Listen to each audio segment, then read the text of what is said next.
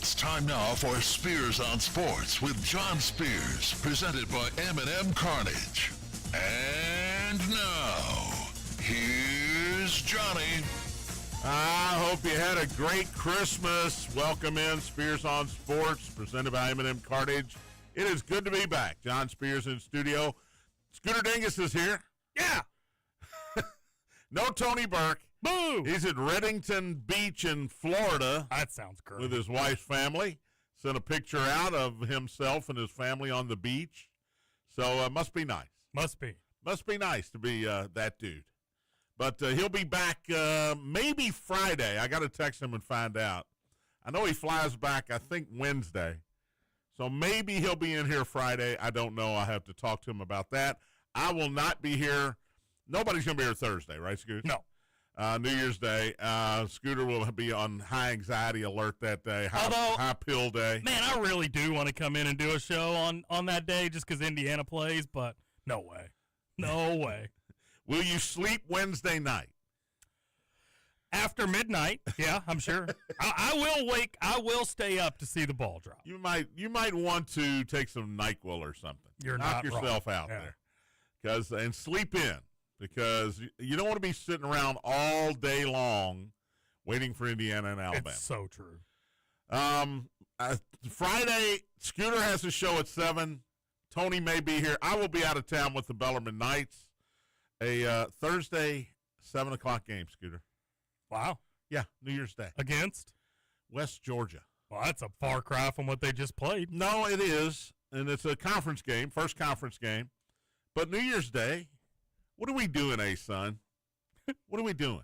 Because everybody in the conference plays on New Year's Day. Do they really? Yeah. That's awesome. No, it's the opposite of awesome. Because there are bowl games. There are important playoff bowl games. But I'll be out of town with Bellarmine, so I'll be here today, tomorrow. I think I'll be here Wednesday. Pretty sure I'll be here Wednesday. I don't think the bus is leaving that early, but if it is, I got to be on the bus. It's a long drive. Whenever the bus leaves, I got to be on it. And then we go from West Carrollton, Georgia, to Charlotte, North Carolina to play Queens. It's a long weekend. Thursday, Saturday. But the Knights coming off a great effort against Kentucky. Great effort against Kentucky. Lost 99-85, Rupp Arena. Thrill for me to be able to broadcast a college Division I game from Rupp Arena, a Kentucky basketball game. Are you kidding me? Who had that on the bingo card for John Spears 10 years ago? Nobody. How was your seat? You were very complimentary of your seat on the broadcast, but was it that good? It was in the upper deck. But the front row of the upper deck. It was right? it was a little ring section they have for media. Now, if I had done this game a year ago, it would have been on the floor. But as most universities do now, they have to sell more seats for boosters and alumni and donors. So they sold out the visiting radio seats to donors, basically. Mm. So visiting radio is now in the upper level, right at the front, free throw line extended, good seat, could see everything clearly. So I have no complaints. But not what it could have been. Well, did it live up to the hype with what you were going in expecting? Yeah, it did. Okay. It was cool. They treat you like gold. Yeah. What was the meal? Good meal? Oh, no. You get a $16 concession voucher. Oh, I like that even more. Yeah. And they were out of hot dogs before the game started. How does that happen? My partner, Mark Bugg, went to get a hot dog. He came back with a big pretzel. I said, "Where's your hot dog?" He said, "They're already out." I said, "We're the only ones in the arena. Nobody's here yet. How are they out of hot dogs?" They were not out of ice cream, though. They had ice cream. Every stand has ice cream now, apparently. Jay Billis, we have him to blame for that. No kidding. But it was fun, and again, the Knights played great. They couldn't have played much better. Zoned Kentucky the whole day and said, "You're going to have to beat us with threes," and that's exactly what Cam Williams did. He hit 8 out of 10, scored 26 points. Kentucky hit almost 50% of their three-pointers, and you live with that if you're Bellarmine. You say, you know what? You got to beat us with threes. We're not going to just let you dunk all day long, and they didn't. Diabate was really good in the second half. They had no answer for him inside, but Bellarmine scored 85 points. Now, if I'm Kentucky, I'm concerned. I'm concerned that a team that's averaging about 65 a game, you give up 85 to. And Bellarmine made moves to the bucket, a lot of layups, a lot of foul shots. Bellarmine won the points in the paint against Kentucky. Think about that. I was very impressed with the way Bellarmine played. Like, you can make a lot of, Kentucky's porous defense, but for me, I give more credit to what Bellarmine did versus Kentucky being bad defensively. Yeah, and it's nice of you to do that, and I want to agree with that. But it's still Bellarmine athletes against Kentucky athletes, and Kentucky athletes could not stop them going to the basket, which is, if I'm a Kentucky fan, it is very concerning moving forward. Jack Karazinski was great again. Yeah. He had 24, I think. He's the leading scorer in the A-Sun right now. He's averaging about 21 a game. He was great. Brian Waddell had some really good moments in the second half as well. So, Bellarmine, they played about as well as they could play overall. 11 turnovers, but I think most of them were dead ball. So you didn't have run-out dunks and things like that. So played great. And now you get into league play. If you play like that, and nothing tells me you're gonna, but if you play like that, you're gonna have an opportunity to have a lot of wins in the A-Sun, and that's what you're looking for. This is a Bellarmine team that won 5 games overall last year, 2 against NAIA competition. So, 3 league wins last season. So you're ahead of the curve here. 5 wins so far, including 3 Division I victories. So, do you think Doug let Scotty hear it at Christmas? I would have if I were him, but probably not. Doug was very complimentary after the game of his father, among other things. Scotty was there. Now, Scotty shows up. I haven't seen him at a home game, but he shows up at road games, and he sits about as far away as he can sit. He does not want to be a distraction. He doesn't want anything coming in between Doug and this team and allowing Doug to coach this team. And I give him a lot of credit for that, because I know it's hard for him to just sit up top and alone with his thoughts. And that's what he does. He did it when we went to the Citadel. He had his own section, way up high, away from everything. But anyway, Bellarmine back in action on Thursday, New Year's Day, as I mentioned. 7 o'clock against West Georgia in A-Sun play. All right, M&M Cartage Hotline's open, 384-1450 if you'd like to join in on the conversation, 384-1450. Game Day Men's Health text line open as well, 414-1450. Game Day Men's Health, redefining men's wellness. No shortcuts, just results. Testosterone, peptides, weight loss, sexual performance therapy. Visit GameDayMen'sHealth.com, defining a new era in men's health. And hit me up on the text line, 414-1450. Thanks to those of you watching on YouTube. I'm sorry you missed me last week. Hello, good to see you. Good to be seen. Also, you're listening live or listening on the podcast. We appreciate it as always. There's a lot we missed with a week off. There's a lot we missed. And a lot, and Scooter pointed this out to me, a lot we didn't see because there's other things going on at Christmas. I had a grandson to deal with. Mm-hmm. I had to go to my brother-in-law's house on Christmas Day. My wife, God love her, and I love her, she made sure the football game got turned off while we were opening presents. Oh, yeah, boo. I know. We couldn't just hit the mute? I snuck in, and I said to my nephew, can you go in there and put Netflix on and put the football game on? Dallas and Washington. Yeah, sure. He does it.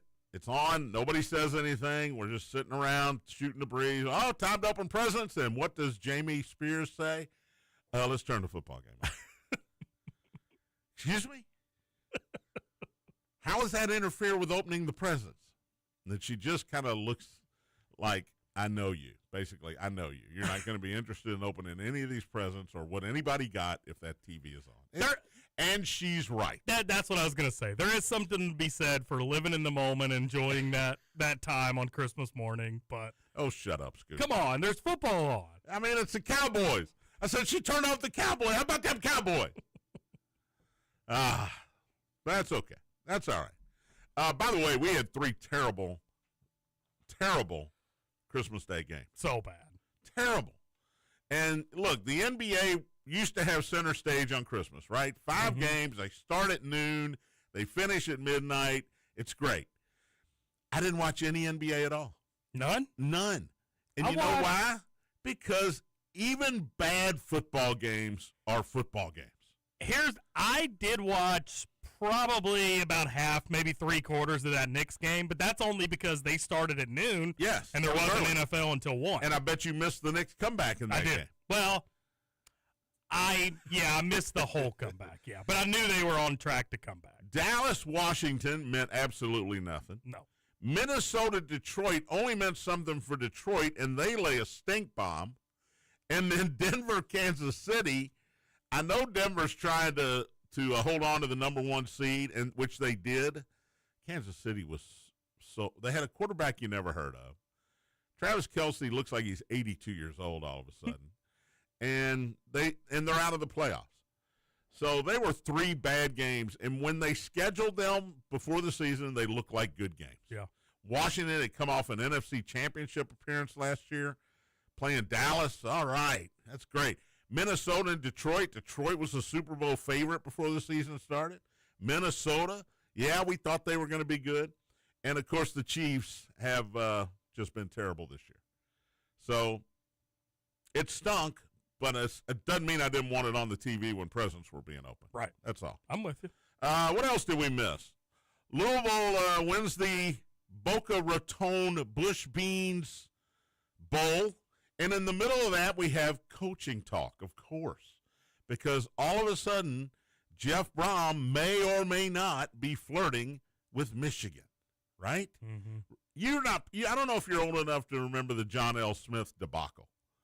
They were playing in Ford Field in a bowl game in Detroit, and all of a sudden, I don't even remember who they were playing, Marshall maybe? All of a sudden, the U of L players are on their phones on the sidelines, because it's being announced that John L. Smith, their coach, is going to Michigan State after the game. Wow, he's in on the middle of the game. Yeah. Crazy. And I thought, oh, no, here we go again, because all of a sudden you're hearing, hey, Josh Hurd's not giving Jeff Brom what he wants. Michigan's interested. They're talking to him. There are people behind the channels behind the scenes talking to each other. And look, luckily this only lasted a few hours. It only lasted until Jeff said, I'm not going anywhere. I've got a contract. I'm getting a new contract. Everybody's happy. But this is where we are in this era of money. Mm-hmm. It's the era of money. And we got a former NBA player that wants to play college basketball again. Trenton Flowers. And these coaches, they're going everywhere, left and right. Everybody's going everywhere else. You know how many coaches are not coaching the team that they coached this past season right now? Do you know the number? I don't know. I don't either, but it's got to be huge. Yeah. Whether they moved on to what they consider to be more fertile ground, or they got fired because their season stunk, like Mark Stoops, whatever the case may be, the patience for coaches is no longer there. And this is a direct result of transfer portal and NIL. And now you've got Tom Izzo. You had Mark Few last night. I don't know if you saw this, but he said he wants now to get Congress involved, just like Tom Izzo said. Good grief. Now, Mark Few did say Congress is more screwed up than NCAA. For sure. So what's the point maybe of that? The one thing that's more screwed up than the NCAA. But what Mark Few did say was people have got to start listening to these coaches. I don't know if that's the answer. They listened to the coaches for years. That's why players didn't get paid. That's why coaches made so much money and had so much control that this new era, they don't have control. They don't have control of the money. They don't have control of the players. And Mark Few's an old guy. Tom Izzo's an old guy. We've seen Jay Wright, Coach K, Roy Williams get out of it. You're going to have more older coaches getting out of it because they don't want to adapt. And if you're a young coach and you embrace NIL in the portal, then you're going to have more success. You're going to have a better chance of being successful as these old guys that don't. Look at Dabo Swinney. He did not embrace the portal. Clemson, I think 2 years ago, was the only team that didn't have anybody from the portal. And look where they're at now. They're playing in the, what bowl was that they played in? They end up winning. They lost the Pinstripe Bowl in Yankee Stadium to Penn State, 22-10. This is where Clemson is, 7-6 on the season. You've got to embrace it. And maybe we do need to listen to these coaches a little bit because they do have a lot of experience. But let's be honest, the coaches looked out for themselves a lot for a long, long time, more than they looked out for their players. You can talk all you want like Cal. Oh, these are like my sons, right? Oh, I'm sending them all to the NBA. They're like kids to me. That's why I'm at the draft, because it's like my own son is getting drafted. That's all great and good. But guess what? You're making money hand over fist at the time, and they're not making legitimate money. I'm not saying they're not getting paid. Let's don't be foolish. Mm-hmm. They're all getting paid. They all were getting paid. But not what they're making now. Just wait till Cal figures out that he can watch a guy get drafted and then bring him back into the fold. Hey, congratulations. You were the 15th pick in the draft. You want to come play for Arkansas? So Brom gets, I guess, flattery. He gets flattered. Michigan wants to talk to him. Michigan, by the way, ends up hiring Utah coach Kyle Whittingham. This was weird because he quit. He said, I'm stepping down. I'm done coaching at Utah. I'm going to coach in the bowl game. And you thought this was a retirement because he's not a young guy. You thought, okay, he's been there a long time. He's done a lot of great things at Utah. He's getting away from the game now. He's probably angry about the NIL and the portal, just like all of these old coaches. And then Michigan comes calling. Now, they got a great coach. There's no question that a team that was in trouble came out smelling like a rose here, getting Kyle Whittingham. But now he's not going to coach Utah in the bowl game. He's going to go down and watch Michigan play in their bowl game. It's bizarre. It's bizarre, but I do think Michigan got a break here. They got a guy that's clean as a whistle, and he can coach. And the stench of Sharon Moore, and even the little remaining stench of who's the guy with the sign stealing, Connor Stallions. Mm-hmm. And the little bit of stench from Jim Harbaugh that's still on the program. It's gone because you got a coach that is clean as a whistle here. I didn't realize he'd been at Utah since 2004. A long time, man. That is a super long time. All right, we'll take a break. We'll talk a little NFL. There's a lot to sort out this weekend, although most of the playoff teams have been decided. Kawhi put up 55 last night. Did you know that? I did. Cards back in action in basketball tomorrow night. Did you know that? Yes. And birthday's coming up. Did you know that? I did. All right, all that and more. Spears on Sports, presented by M&M Cartage. Big guy.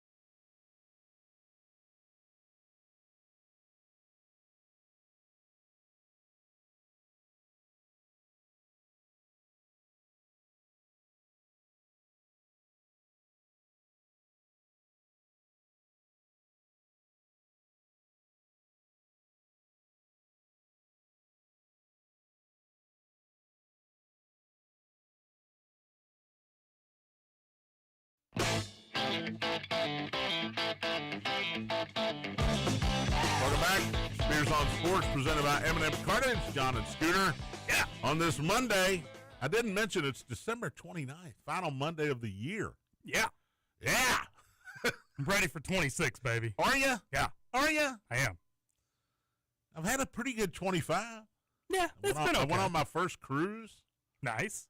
Called a game in Rupp Arena. Called a game in Rupp. Called a game at Notre Dame. Life's good for old John. Life's good, man.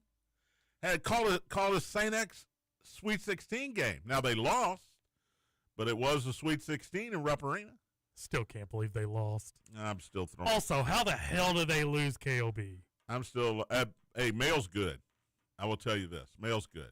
St. X has done the same thing. They lost yesterday in New York. Did they? They lost to Bishop McNamara from Washington, D.C. in the Jordan Brand Classic.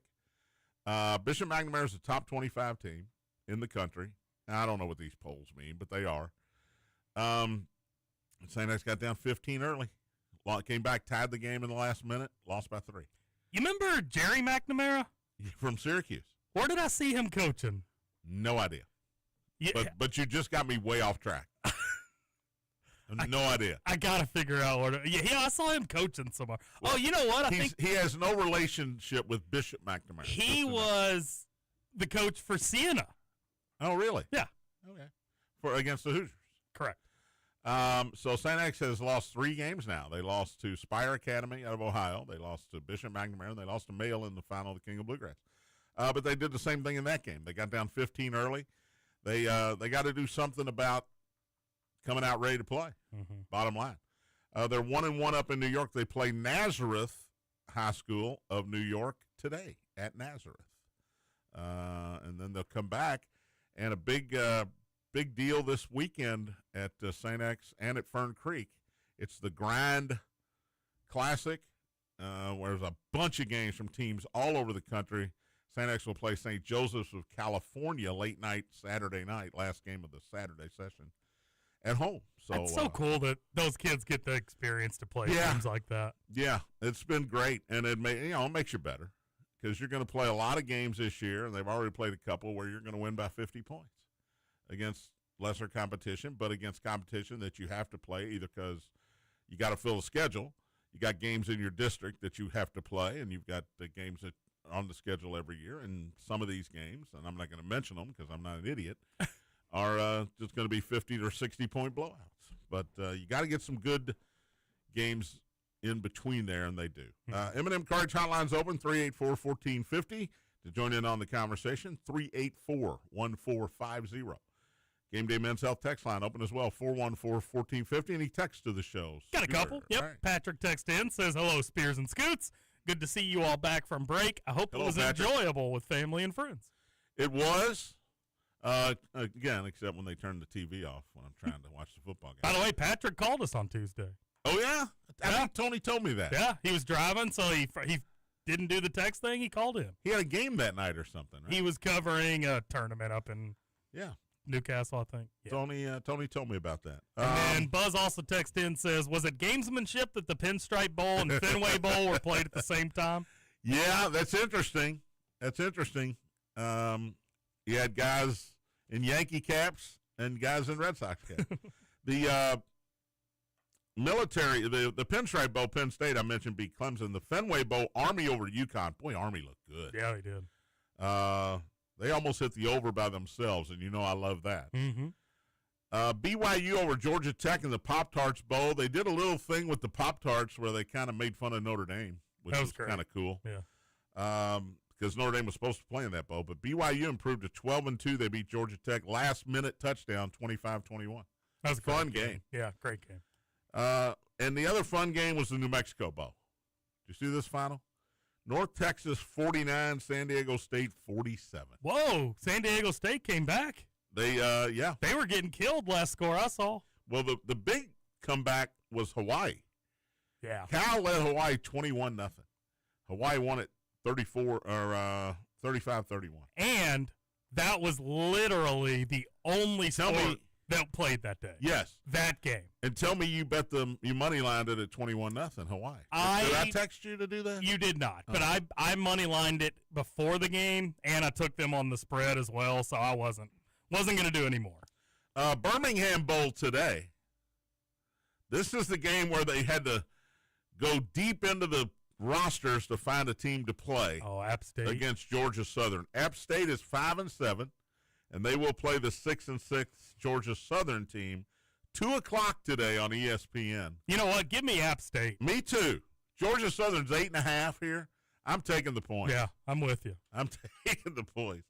Well, and the fact that I'm betting on the Birmingham Bowl should tell you a lot about where my life is, and it's just not.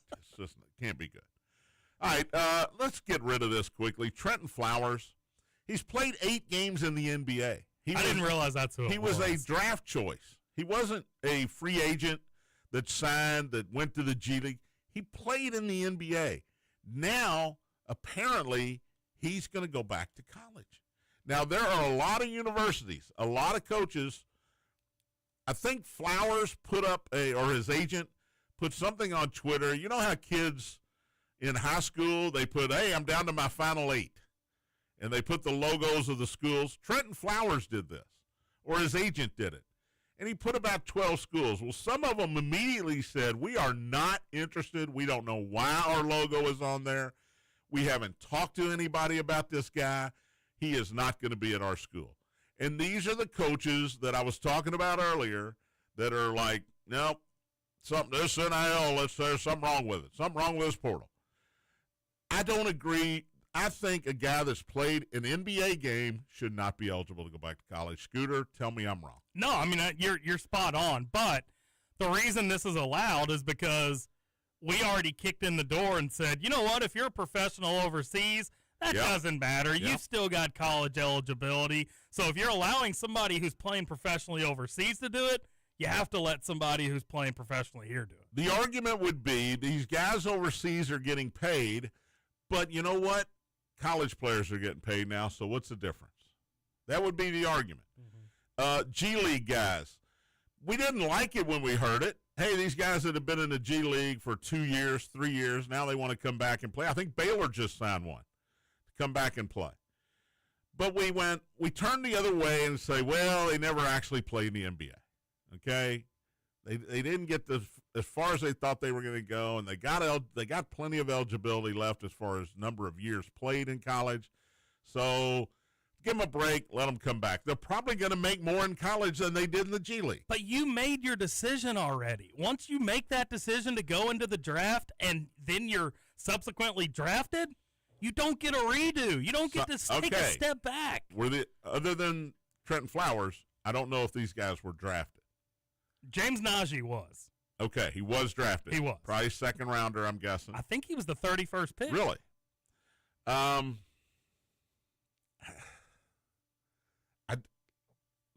What's going to happen when a guy who's played a full year in the NBA decides he wants to come back? Because he's not playing minutes. He's going to make as much money or more, and it can improve his game because he's not playing a lot of minutes in the NBA. Are we going to tell him no? Well, I mean, I saw a lot of Kentucky fans this weekend talking about Oscar Tshiebwe. Well, let's just get Oscar Tshiebwe back. That. First of all, I think Oscar played 4 or 5 years. Yeah, he doesn't have any eligibility. So I don't think he's got any eligibility. But, I mean, you could go. Can you go back and get a Rob Dillingham? Hey, we need a backup point guard for this team. Oh. Can we go? Rob Dillingham's not playing squat for minutes. Rob Dillingham? Yeah. Dude, you're setting your sights way too low. Let's go get Tyrese Maxey back. No, you're setting your sights way too low. Let's go get Shea. He's an all-star. Yeah, let's go get Shea. Oh, my God. Look, it sounds crazy, but crazy is in right now in the NCAA. Mm-hmm. Crazy is in. So Trenton Flowers, he's going to be playing somewhere next year because it's a guy that's too good to turn down. Remember, this guy was a Louisville signee. Do you remember that? Mm-hmm. And then he went to like Australia or something? Played, guess what? Played, here's a word we're looking for here, Scoots. Professionally in Australia. Got paid. Now he wants to come back to the NBA. Wants to come back to college. Played 8 games in the league. I don't care if you played 1 game in the league. It should be a dividing line. And I don't know where the line should be, but at least if you played in the NBA, that ends your college eligibility. Yeah. That's at least the worst we can do. I think it's got to be more than that. I'm an old person. I agree that if you played in a G League, you shouldn't get paid. You shouldn't get paid to come back and play in college. Or you shouldn't be able to come back and play in college. Not at all. Overseas, I don't know how different. How much money are they making? How much money are these guys making overseas, like Yelovich, that end up coming and playing in college? I don't know if they're making enough for it to be, a death sentence for playing in college. I don't know. But anyway, that's the story right now. This kid's going to end up somewhere, and I don't know where. Calling from Reddington Beach just to rub it in. Let's go to the M&M Cartage hotline and bring in Tony Burke. Hey, buddy. Hey, John. I was trying to text you all, and I didn't get any response, so I thought I'd call. Oh, we're busy. I'll be in Friday. We're busy working here, Tony. It's 25 degrees here, Tony. I saw the wind chill's like 7. It was 75 yesterday. Yeah, I saw that. That's crazy. 70 degrees and a little windy for you, huh? All right. Yeah. Sure, it's a little windy in Reddington Beach. Bummer. Poor Tony. So you'll be here Friday, right? You'll be here Friday? I've been listening to. Go ahead, I'm sorry. You'll be here Friday? Yeah, I'll be in Friday. There you go, Scooter. So I just wanted to make sure Scooter knew that. Hey, also, you were talking about St. X. Yeah. On YouTube, that game yesterday was on NBA TV. I watched it. And did you watch it? Okay, I didn't know if you watched it or not. It was on the NBA channel on YouTube. Yeah, tell them what happened at the end of the game, John. It was a 1-point game. St. X got called for a foul. They were down. They were down 1. They had the ball with 1 point. It was 3 seconds, and Chief Cameron threw it in and hit the ceiling. Hit the ceiling at the gym. What? Yeah.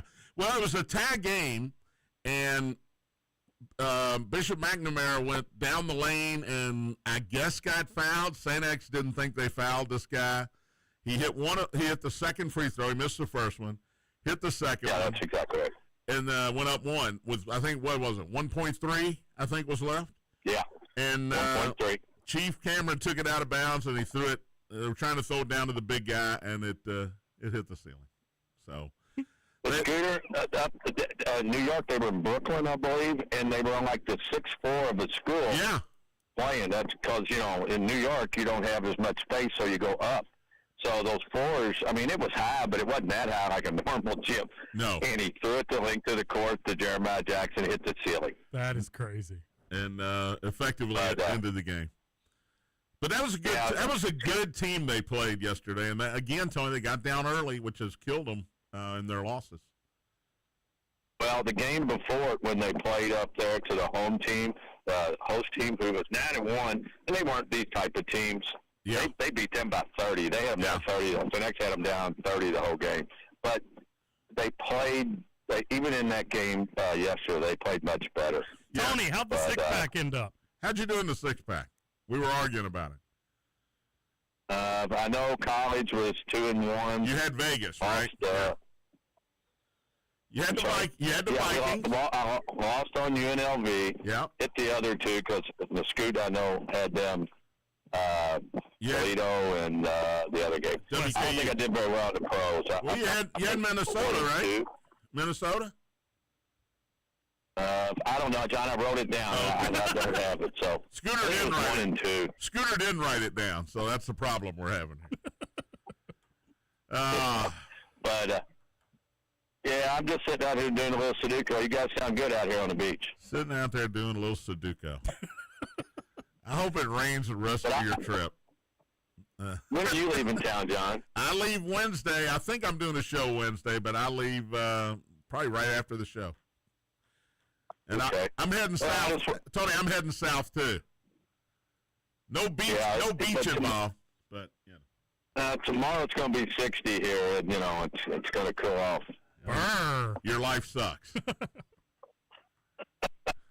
No, I just wanted to make sure that Scooter knew I was going to be in Wednesday. I just thought I'd call since I was listening. All right, man. Appreciate it. I'm trying. Hey, a late run for caller of the year. Yes. Yes, You're out. You're in the mix. You're in the mix because of all the calls we get. But Scooter, Happy New Year to you and you too, John. I'm probably not going to see you. Same to you, buddy. Say hi to Tara for me. We'll see you in 2026, Tony. See you, buddy.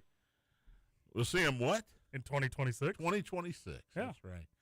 Oh, actually, yeah, January 2nd. I thought, he would want to come in Friday because that's the day after all the playoffs.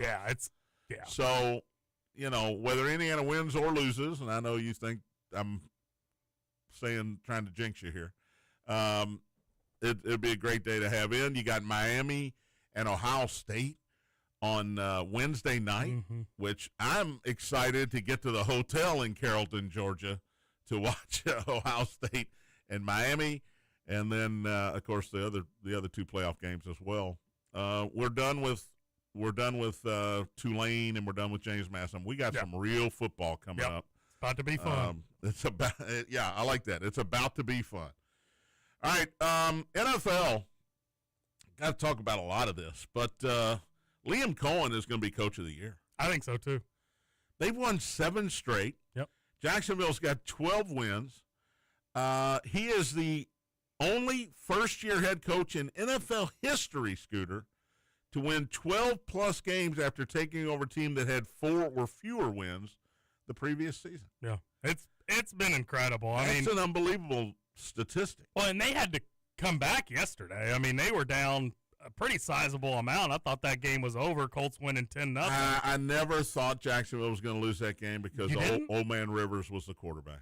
See, I didn't know they had the comeback ability in them. Did you love at the end of the game for the Hail Mary they put Riley Leonard in because the 44-year-old can't throw it 50 yards anymore? Dadgummit, his arm hurts. Dadgummit. Rivers was 0-3, or the Colts were 0-3 with Rivers as quarterback. I still think it's a great story. Yeah. And I don't know if they're going to play him this weekend or not. Doesn't sound like it. It sounded like in his own press conference after the game, it sounded like he was saying, well, it's been fun. Mm-hmm. And again, their game doesn't mean anything this week. I think they play – do they play Houston? That sounds right. I think they must. So maybe it means something for Houston a little bit, but I'm not sure that it does. Now, does he have a case for comeback player of the year? Only playing 3 games? Wow. I think he'd have to play another game. He's going to have to play Sunday if he wants to win comeback player of the year. No, he's not going to win comeback. Why not? Because they were 0-3. Dude hasn't played in 5 years. If they were 2-1, I think you could make the argument. If I had a vote, it's going to Philip Rivers. Here's something we haven't heard in a while. The Patriots clinched the AFC East. In dominating fashion. Well, the Jets stink. They do. We do know that. But the Bills, I don't know what to think of the Bills. You lose at home to Philly. You don't score in the first 3 quarters of the game. And then, were you surprised they went for 2? I don't know why you do that. It didn't make sense to me. Well, I guess the argument is we're getting close to the playoffs. We don't want to get anybody hurt. Let's just go for we're probably not going to win the division anyway. We're going to be a 5 seed. Let's just go ahead and go for it. If we win, great. Then we, play for a division title next week maybe. But believe me, I was given 2.5. I didn't want them to go for it. I didn't want them to go for 2 there. They had already missed an extra point. Keep that in mind. It had already been blocked. But they were terrible. Now, the weather was awful. It was pouring down rain. Guys were sliding everywhere. But that's for both teams. Yeah. That's for both teams. Philadelphia hangs on and wins at 13-12. All right, so this weekend, it's like the NFL scripts this stuff. It really is. Yeah. I know they don't, okay? I don't want the commissioner calling me. I know they don't. But Carolina at Tampa, Saturday, 4:30. First game of the week. Saturday at 4:30. Winner is the number 4 seed in the NFC. Yep. Losers out. Both teams are, what are they, 7-9? I think Carolina's 8-8. Oh, they're both 8-8 then. No, Tampa's 7-9. One of them's 7-9, one's 8-8. I think you're wrong. Or maybe 9-7. No, nobody's 9-7. They're both 8-8. I don't think so. Carolina 8-8, Tampa Bay 7-9. You're right. Thank you. But the winner's in, and has a home playoff game, by the way, with maybe an 8-8 record, 8-9 record, maybe a 9-8 record. Seattle, San Francisco is the second game on Saturday. Now, these games were already scheduled for Saturday. How lucky did the NFL get on these? Because that game is for the number 1 overall seed. It's part of the script, John. The winner gets the number 1 seed. It's in San Francisco, 8 o'clock Saturday night. The loser is going to be the 5 or the 6 seed in the NFC. So this is a huge game. And then Sunday night, now that this game was flexed. Correct. So NBC had options. But Baltimore and Pittsburgh, Sunday night, 8:20. The winner is the number 4 seed, gets a home game in the playoffs. The loser is gone for the season. And the Steelers could have made it easy on themselves. But you go to Cleveland and lose. Horrible. Cleveland's 4-12 now. You lost to Shadur Sanders. 13-6. The Steelers don't score a touchdown. And with that, we got to take a break. Is it that late? Man, it is you're really late. You're way late. DK Metcalf. We miss him. Wow. We miss him. Wow. All right, got to do birthdays after the break. Spears on Sports. Scooter kicking me out of here. Presented by M&M Cartage, Big X. No idea what's happening.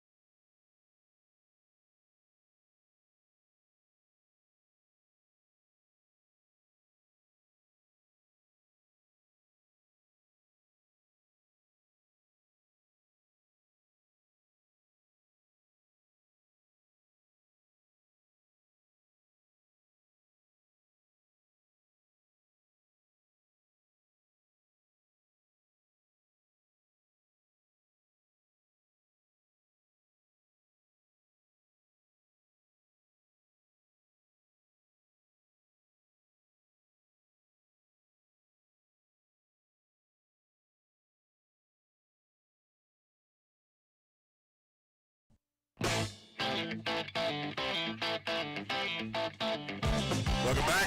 Spears on Sports, presented by M&M Carnage. John and Scooter on this Monday. Woo! And thank you for listening. Got to go. I missed that break. M&M Carnage Hotline's closed. It is. Shut it down. Come on, man. It All right. is? I'm out of practice. It's been a week.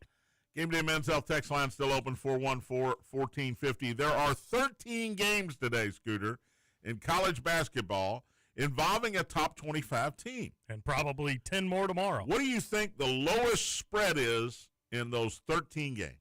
Let's go 17 and a half. 16 and a half. Wow. Boy, you were right on it. I'm Point giving you a Scooter. point. Yeah. That is Yale at Alabama.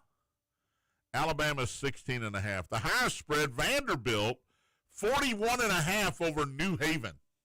Whoever they are. New Haven University. They played UConn earlier this year. UConn couldn't cover against New Haven, so I don't So think Vandy will. We taking New Haven tonight? I'm taking 41 New and a half? Yep. SEC Network has Dartmouth at Florida at 6 o'clock. That's 35 and a half. Big Ten Network doubleheader, 3 o'clock Southern at Illinois, 30 and a half. 5 o'clock UMass Lowell at Iowa, 32 and a half. And FS1 tonight, Cornell at Michigan State, 7 o'clock. Sparty is 26 and a half.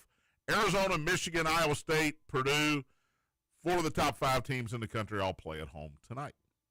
All right, got to get to birthdays.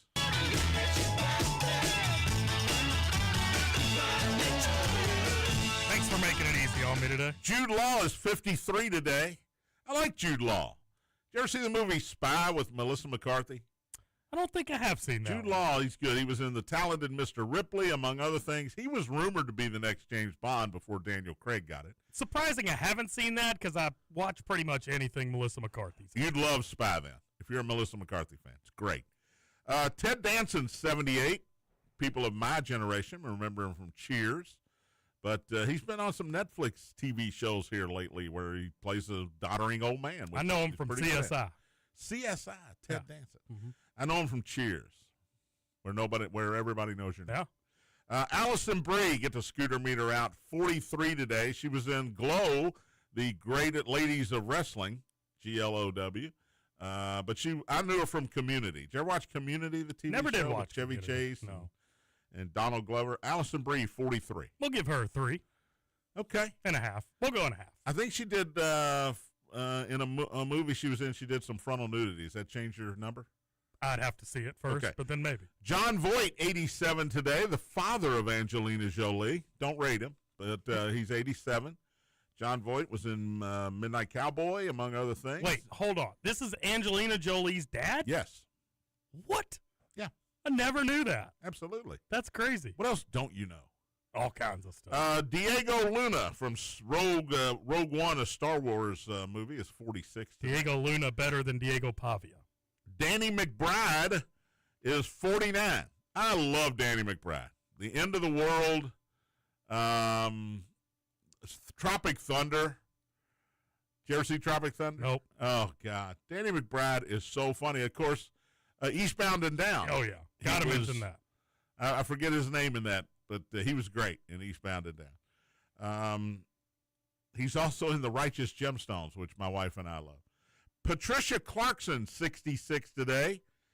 She was in Miracle. She played the wife of Herb Brooks in Miracle. She's been in a bunch of stuff, but she was also in Mother Lover video, which was one of those Timberlake and Andy Samberg deals. She played one of the moms in that video. We'll go 2.5 going back. Mary Tyler Moore, born on this date in 1936, from obviously the Mary Tyler Moore Show, among other things. But Mary Tyler Moore. We'll go 3 if I go back. Sports-wise, Myles Garrett, who did not get the record-breaking sack yesterday Thank God. against Aaron Rodgers, he has one more chance here next week. He's 30 today. Happy birthday, Myles Garrett, 30. Eric Berry, former defensive back for the Chiefs, fought cancer during his career. He's 37. Woody Marks, Houston Texans running back. He's been really good here lately. He has, He's yeah. 25. All-star Seattle Mariner Julio Rodriguez is 25 today also. And Devon White, former Angels outfielder, 63 today. I'm glad I didn't have a lot of birthdays. The Raiders properly tanked yesterday. They stink. Don't tell them that, though. They lost to the Giants 34-10. They basically told Max Crosby, you're too hurt to play. Crosby got mad, left the facility. He's probably going to get traded now in the offseason, which I think is probably a good move for both him and the Raiders. He is angry. My roommate praised that yesterday because he's a Bengals fan. He said, I don't know why Cincinnati doesn't do the same thing with Joe Burrow. Trade him? No, just tell him you're not playing. We're keeping you healthy for next year. I've heard trade rumors for Joe Burrow. How about this? Zach Taylor gets fired, and the Bengals trade Joe Burrow to the Jets for all those draft picks the Jets got in the Sauce Gardner deal. Be good. And it's going to be a high draft. I think it'll be probably the number 4 pick in the draft as well. I don't think I would like that because then I think the Jets would actually be good, and I'm not ready to see that. Joe Burrow to the Jets. You heard it here first. But look, the Raiders did what they're supposed to do. You sit your guys, you lose, you're 2-10, 2-12 now. I'm sorry, 2-14 now, and you've got the first pick in the draft all but locked up. Mm-hmm. All you got to do now is lose to Kansas City in Kansas City it's in Vegas this weekend. That's easier said than done. Kansas City stinks. Yeah. But you're not going to let anybody play, and you get to Fernando Mania in Vegas next year, baby. Right? Let's go. That'd be huge. Yeah, that's wow. I don't know. All right, Monday Night Football tonight, Rams and Atlanta. Gross. In Atlanta, the Rams are 7-point favorites here. The Rams basically have no chance to get the number 1 seed unless Seattle and San Francisco tie. Oh, so there is a avenue. You're saying there's a chance. There's a chance. I'm going to take the Rams and give the 7 tonight in Atlanta, even though they're really not playing for anything, as it turns out. All right, thanks for listening. Back at it tomorrow. Matt Dennison next. Is that correct, Scoot? Correct. Who's your report up next? Spears on Sports presented by M&M Cartage. Big X.